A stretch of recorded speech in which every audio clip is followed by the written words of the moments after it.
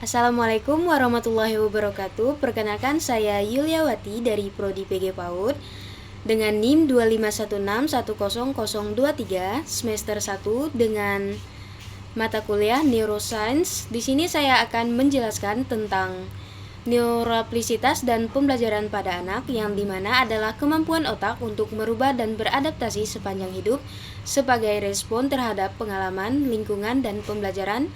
Pada anak-anak, neuroplastisitas sangat penting karena otak mereka masih dalam proses perkembangan. Neuroplastisitas dan pembelajaran pada anak terbagi menjadi 4, yaitu otak yang fleksibel. Otak anak-anak sangat fleksibel dan dapat berubah dengan cepat sebagai respon terhadap pengalaman baru. Yang kedua, pembentukan koneksi. Anak-anak membentuk koneksi baru antara neuron atau sel otak ketika mereka belajar sesuatu baru. Yang ketiga, penghapusan koneksi. Koneksi yang tidak digunakan akan dihapus sehingga otak menjadi efisien. Dan yang keempat, pengulangan. Pengulangan adalah kunci untuk memperkuat koneksi dan memindahkan informasi ke memori jangka panjang. Adapun tujuan neuroplastisitas dan pembelajaran pada anak terbagi menjadi 4, yaitu yang pertama, meningkatkan kemampuan belajar, membantu anak-anak belajar dan mengingat informasi dengan lebih efektif.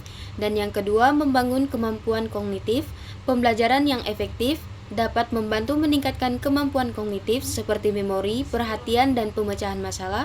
Dan yang ketiga, meningkatkan kemampuan sosial dan emosional.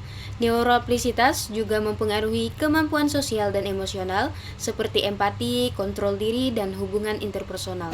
Dan yang keempat, mencapai potensi maksimal. Dengan memahami neuroplastisitas, kita dapat membantu anak-anak mencapai potensi maksimal mereka dan menjadi individu yang seimbang dan sukses. Berikut adalah manfaat neuroplastisitas dan pembelajaran pada anak, yang dimana menjadi 4 bagian. Yang pertama, meningkatkan kemampuan akademik.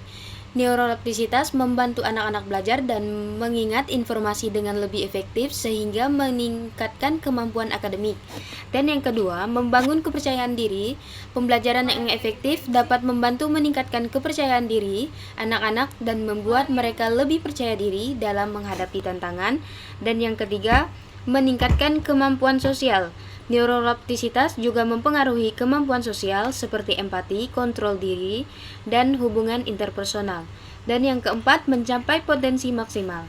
Dengan memahami neuroplastisitas, kita dapat membantu anak-anak mencapai potensi maksimal mereka dan menjadi individu yang seimbang dan sukses. Kesimpulan yang dapat saya ambil dari materi ini yaitu neuroplastisitas adalah kemampuan otak anak untuk berubah dan beradaptasi sepanjang hidup. Pembelajaran pada anak dapat mempengaruhi neuroplastisitas sehingga penting untuk menciptakan lingkungan yang mendukung dan memberikan pengalaman belajar yang efektif.